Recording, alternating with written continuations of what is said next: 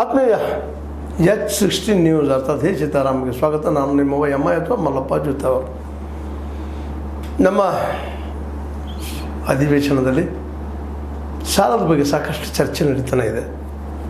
Budget ಮೇಲೆ ಚರ್ಚೆ ನಡೀತಾನೆ ಇದೆ. ಅದರಲ್ಲೂ ಮುಖ್ಯವಾಗಿ ವಿರೋಧ ಪಕ್ಷವಾದಂಥ BJP ಸಾಲ ಮಾಡಿದಂಥ 1.16 ಲಕ್ಷ ಕೋಟಿ ರೂಪಾಯಿ ಹೆಚ್ಚಿಗೆ ಸಾಲ ಮಾಡಿದಂಥ ಸಿದ್ದರಾಮಯ್ಯ ಮೇಲೆ ಉರಿದು ಬೀಳ್ತಾ ಇದೆ. ಇದು ಭಾಳ ದೊಡ್ಡ ಸಾಲ ಆಯಿತು. ಇದು ಒಂದು ತಯಾರಿಕಾ ರಂಗಕ್ಕೋ ಅಂದರೆ ಇನ್ಫ್ರಾಸ್ಟ್ರಕ್ಚರ್ಗಾಗಲಿ ಅದು ಇನ್ನುಳಿದ ಯಾವುದೇ ಒಂದು ಅಭಿವೃದ್ಧಿಗಾಗಲಿ ಖರ್ಚಾಗಿದ್ದ ಸಾಲ ಇದರಲ್ಲಿ ಇಲ್ಲ.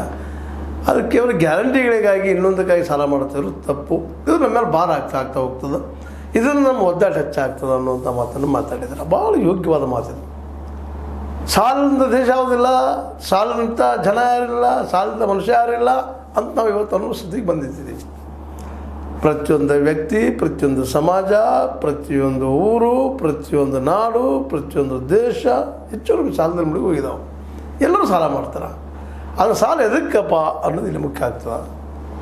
ಸಾಲ ಒಂದು ಆಸ್ತಿಯನ್ನು ಗಳಿಸುವಲ್ಲಾಗಲಿ ಮತ್ತೊಂದರಾಗಲಿ ಅಲ್ಲಾಗಲಿ ಆಗಬೇಕು, ಇಲ್ಲ ಒಂದು ಇಂಡಸ್ಟ್ರಿಯೋ ಮತ್ತೇನು ಡೆವಲಪ್ಮೆಂಟ್ಸ್ವಾಗಿ ಆಗಬೇಕು. ಅದು ಆಗದ ಕೇವಲ ಗ್ಯಾರಂಟಿಗಳಿಗಾಗಿಯೋ ಒಂದು ಯಾವುದಕ್ಕೂ ಉಪಯೋಗ ಬಾರಂಥ ಕ್ಷೇತ್ರಕ್ಕಾಯಿತು ಖರ್ಚು ಮಾಡಿದರೆ ಏನದು ಆ ಸಾಲ ಆದರೆ ಆ ಮರಿಯೋರು ಯಾರು, ಮುಟ್ಸೋರು ಯಾರು? ಒಂದು ಇಂಡಸ್ಟ್ರಿ ಮಾಡಿದರೆ ಅಟ್ಲೀಸ್ಟ್ 4 ಜನಕ್ಕೆ ಉದ್ಯೋಗ ಸಿಗ್ತದಪ್ಪ ಅನ್ನೋ ಸಮಾಧಾನ ಇರ್ತದೆ. ಊಟ ಮಾಡ್ತಾಯಿದ್ರು ಅಂದರೆ ಲಾಸ್ ಆದರೆ 1000 ಜನ ಲಾಸ್ ಆಯಿತು, ಉದ್ಯೋಗ ಬೆಳೀಲಿಲ್ಲ ಅಂತ ಹೇಳ್ಬೋದಾಗಿದೆ. ಇಲ್ಲಿ ಯಾವ್ಯಾವುದೋ ಯೋಜನೆಗೆ ನೀವು ಸಾಲ ಮಾಡ್ತಾಯಿದ್ರಿ. ಹೆಚ್ಚು ಕಡಿಮೆ ನೀವು ಪಿರಿಯಡ್ ಮುಗಿದ್ರೊಳಗೆ 9 ಲಕ್ಷ ಅಥವಾ 10 ಲಕ್ಷ ಕೋಟಿ ರೂಪಾಯಿ ಸಾಲ ಆಗ್ತದೆ. ಈಗ ನೀವು ಮಾಡೋ ದಾಟಿ ಇಲ್ಲ ಅಂದ್ರೆ, ಯಾಕಂದರೆ ಪ್ರತಿ ವರ್ಷ ಹೆಚ್ಚಾಗ್ತಾನೆ ಇದೆ. ಅದನ್ನು ನೀವು ಕಡಿಮೆ ಮಾಡಬೇಕು. ಸಾಲ ಮಾಡೋದು ತಪ್ಪ ಅಂತೇಳಿ ನಮ್ಮ ಆರ್ ಅಶೋಕ್ ಅವರು ಜಬರ್ದಸ್ತಾಗಿ ವಾದ ಮಾಡಿದರು. ಅವ್ರ ವಾದದಲ್ಲಿ ಭಾಳ ಸತ್ಯಗಳಿದ್ದಾವೆ. ನಿಜವಾಗಿ ಈಗಾಗಲೇ ಹೇಳಿದಂಗೆ ಈ ಒಂದು ಇನ್ಫ್ರಾಸ್ಟ್ರಕ್ಚರ್ ಆಗಿರ್ಬೋದು, ಒಂದು ಉದ್ಯಮಗಳಿಗಾಗಿರ್ಬೋದು ಅಥವಾ ಅಗ್ರಿಕಲ್ಚರ್ಗಾಗಿರ್ಬೋದು, ಯಾವುದೇ ಒಂದು ಉದ್ಯಮಿಗೆ ಉದ್ಯೋಗಕ್ಕೆ ಅದನ್ನು ನೀವು ಮಾಡಿದರೆ ಯೋಗ್ಯ. ಅದು ಬಿಟ್ಕೊಂಡು ಇದು ಡೆಡ್ ಅಮೌಂಟ್ ಯಾಕೆ ಮಾಡ್ತಾಯಿದ್ರಿ, ಡೆಡ್ ಸಾಲ ಯಾಕೆ ಮಾಡ್ತಾಯಿದ್ರಿ?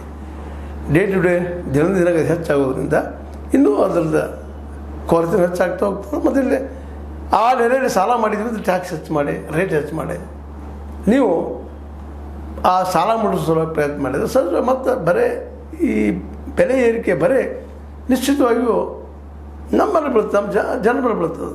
ಈಗ ನೀವು ಮಾಡಿ ಸಾಲದಿಂದ ಕರ್ನಾಟಕದ ಪ್ರತಿಯೊಬ್ಬ ನಾಗರಿಕನ ಮೇಲೆ 1 ಲಕ್ಷ ರೂಪಾಯಿ ಸಾಲ ಆಗಿದೆ.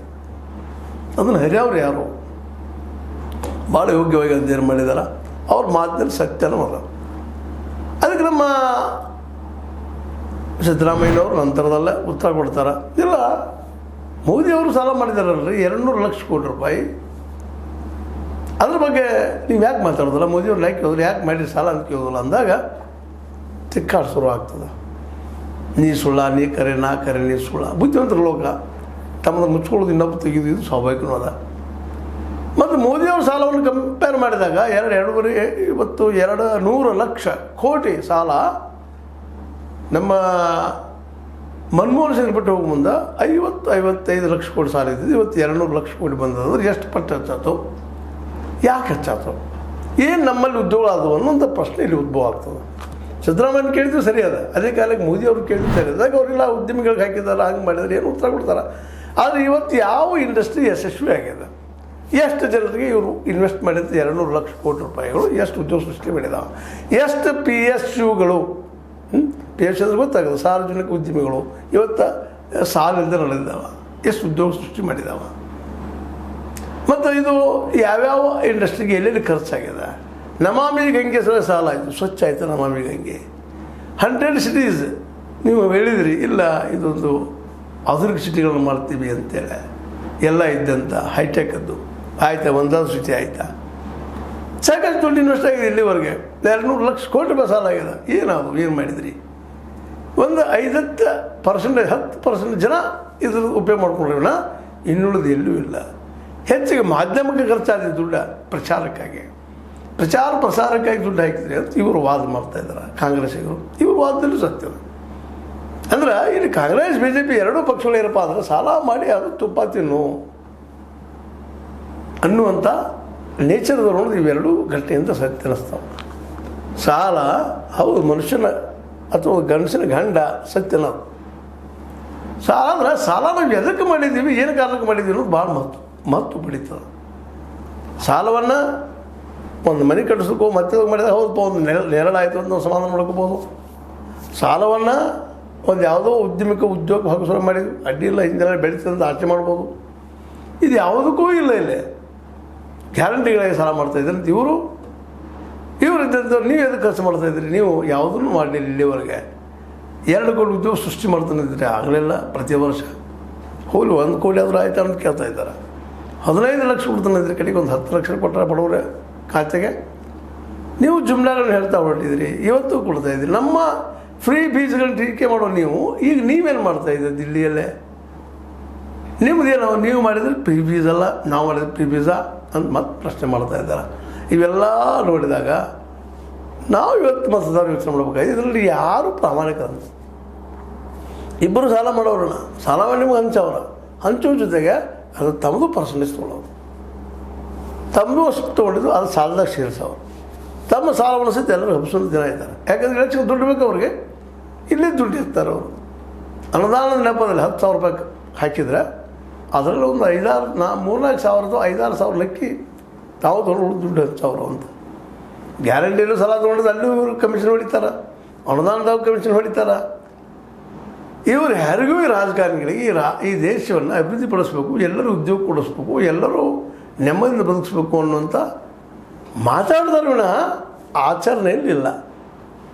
ಇವತ್ತು ನಮ್ಮ ನಿಸರ್ಗ ಖಾಲಿ ಆಗಲಿಕ್ಕತ್ತದ, ಗುಡ್ಡುಗಳು ಖಾಲಿ ಆಗ್ತಾ ಇದ್ದಾವ, ಖನಿಜಗಳು ಖಾಲಿ ಆಗ್ತಾ ಇದ್ದಾವ.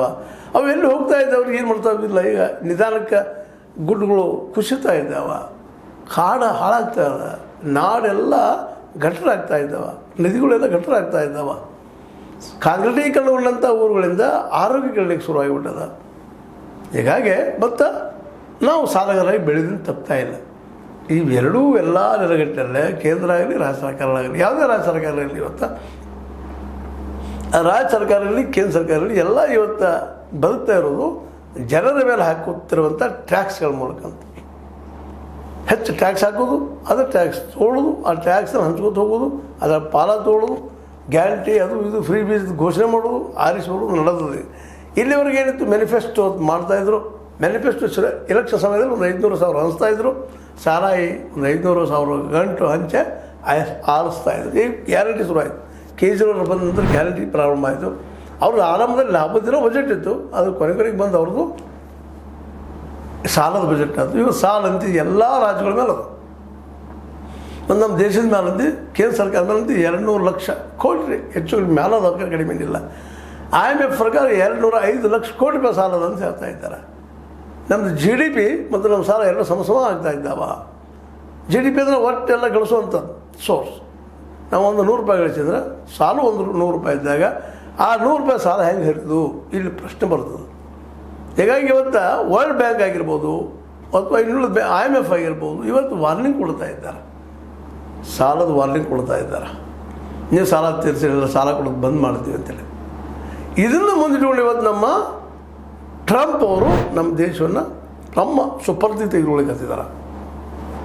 ಸಾಲ ಕೊಟ್ಟವ್ರು ಹೇಗೆ ಯಾವಾಗಲೂ ಇಡೀ ದೇಶವನ್ನು ಮಾರ್ಕೆಟ್ ಮಾಡಿ ತಮ್ಮ ವಸ್ತುಗಳು ತಂದು ಡಂಪ್ ಮಾಡೋದು, ತಮ್ಮ ದೇಶವನ್ನು ಬೆಳೆಸ್ಕೊಳ್ಳೋದು, ನಾವು ಅದನ್ನು ಕೊಳ್ಳೋದ್ರೆ ಸುಸ್ತಾಗಿ ಹೋಗಿ ಅದಕ್ಕೆ ಟ್ಯಾಕ್ಸ್ ಕೊಟ್ಟು ಮತ್ತೇನು ಕೊಟ್ಟು ಹಾಳಾಗಿ ಹೋಗುವಂಥ ಪರಿಸ್ಥಿತಿ ನಿರ್ಮಾಣ ಆಗಲಿಕ್ಕತ್ತದ. ಅದಕ್ಕಾಗಿ ಈ ಸಾಲದ ಬಗ್ಗೆ ಅಶೋಕ್ ಅವರು ಚರ್ಚೆ ಮಾಡಿದ್ದು ಯಥಾಯೋಗ್ಯನೂ ಅದ. ನಮ್ಮ ಅದೇ ಕಾಲಕ್ಕೆ ಸಿದ್ದರಾಮಯ್ಯರು ಹೇಳೋದು ಯಥಾಯೋಗ್ಯ ಆಗ್ಯದ.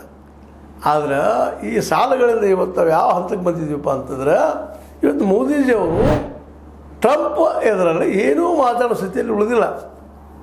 ಇನ್ನುಳಿದ ದೇಶಗಳೇನಾಗಿದ್ದಾವಪ್ಪ ಅಂದರೆ ಚೀನಾ ಇರ್ಬೋದು, ಕೆನಡಾ ಇರ್ಬೋದು, ಮತ್ತೊಂದು ದೇಶ ಇರ್ಬೋದು, ಅವ್ರು ಈ ರೀತಿ ಸಾಲ ಇಲ್ಲ ಅವರಲ್ಲಿ. ಹೀಗಾಗಿ ಅವ್ರು ಅಮೆರಿಕಕ್ಕೆ ಶೆಟ್ ಹೊಡಿತಾ ಇದ್ದಾರೆ. ನಾವು ಶೆಟ್ ಹೊಡಿ ಸ್ಥಿತಿ ಒಳಗಿಲ್ಲ ಅನ್ನೋದು ಸ್ಪಷ್ಟ ಆಗಿದ್ದು. ಅರ್ಥ ಏನಂದ್ರೆ ನಾವು ಸಾಲಗಾರರಾಗೀವಿ ಅಂತ. ಸಾಲ ಕೊಟ್ಟವ ಸಾಲಗಾರರನ್ನು ಈ ರೀತಿ ಅವ ತನಗೆ ಹೆಂಗೆ ಬೇಕಾದ್ರೆ ಯೂಸ್ ಮಾಡೋದು ಸಾಮಾನ್ಯ ವಿಷಯ ಆಗಿದೆ, ಜಾಸ್ತಿ ಅಲ್ಲ. ಅದಕ್ಕೆ ಹೇಳ್ತಾರಲ್ಲ ನಮ್ಮ ಗಾಜಿ ಮಾತಾಡಿ, ಸಣ್ಣ ಮೀನು ದೊಡ್ಡ ಮೀನು ಬ್ಯಾಟಿ ಆಡ್ತದಂತ. ಇವತ್ತು ದುಡ್ಡು ಇತ್ತು ದೊಡ್ಡ ಮೀನು, ನಮ್ಮ ಹತ್ರ ಸಣ್ಣ ಮೀನುಗಳು. ಇವತ್ತು ಅಮೆರಿಕಾಗೆ ನಾವು ಬಲಿ ಆಗ್ತಾ ಇದ್ದೀವಿ. ಈ ದೇಶದೊಳಗೆ ಇಲ್ಲಿ ಸಾಲದಿಂದ ಎಲ್ಲ ಮಾಡ್ಲಿಕ್ಕಿದ್ದೀವಿ ನಾವು. ಸಾಲ ಟ್ಯಾಕ್ಸ GDP ಮತ್ತು ಅದ್ರ ಜೊತೆಗೆ ಸಾಲ ಎರಡು ಸಮ ಆಗ್ಲಿಕ್ಕಿದ್ದಾವೆ. ಇನ್ನೇನು ಭಾಳ ದೂರ ಇಲ್ಲ ಅನ್ನುವಂಥ ಮತ್ತು IMF ಹೇಳ್ತಾ ಇದೆ. ಇನ್ನು ನಮ್ಮ ಸಾಲ ಸಿಗೋದು ಕಷ್ಟ ಅದ. ಅದಕ್ಕೆ ಸಿದ್ದರಾಮಯ್ಯರಾಗಿರ್ಬೋದು ಅದೇ ಕಾಲಕ್ಕೆ ಅಶೋಕ್ ಅವರಾಗಿರ್ಬೋದು, ಇಬ್ಬರು ನಿಂತು ವಿಚಾರ ಮಾಡುವಂಥದ್ದು ಏನಪ್ಪ ಅಂದ್ರೆ ನಮ್ಮಲ್ಲಿ ಉದ್ಯೋಗ ಸೃಷ್ಟಿ ಮಾಡೋದು ಯಾವ ಕ್ಷೇತ್ರ, ಎಲ್ಲರೂ ಹೆಚ್ಚು ಉದ್ಯೋಗ ಕೊಡುವಂಥದ್ದು ಯಾವುದು ಅದನ್ನು ವಿಚಾರ ಮಾಡಿಕೊಂಡು ಆ ಕ್ಷೇತ್ರನ ಬೆಳೆಸಿಕೊಂಡ್ರೆ ಮಾತ್ರ ನಮ್ಮ ಉಳಿಗಾಲದ. ಇಲ್ಲ ಆದರೆ ನಾವು ಇನ್ನೊಂದು ದೇಶದ ಗುಲಾಮರಾಗಿ ಆರ್ಥಿಕ ಗುಲಾಮರಾಗಿ ಹೋಗುವಂಥ ಪ್ರಸಂಗ ಬರ್ತದೆ ಅಂತ ಹೇಳ್ತಾ, ಇದು ನಿಮ್ಗೆ ಲೈಕ್ ಆಗಿರ್ಬೋದು. ಲೈಕ್ ಮಾಡಿ, ಶೇರ್ ಮಾಡಿ, ಕಮೆಂಟ್ ಮಾಡೋ ಜೊತೆಗೆ ಸಬ್ಸ್ಕ್ರೈಬ್ ಮಾಡೋದನ್ನು ಮೆಲ್ಲಿಗೆ ಹೋಗ್ಬೇಡ್ರಿ. H16 ನ್ಯೂಸ್ ಅರ್ಧತೆ ಸೀತಾರಾಮ್, ಇದು ಸತ್ಯದ ಕೈಗಳಲ್ಲಿ ವಂದನೆಗಳು.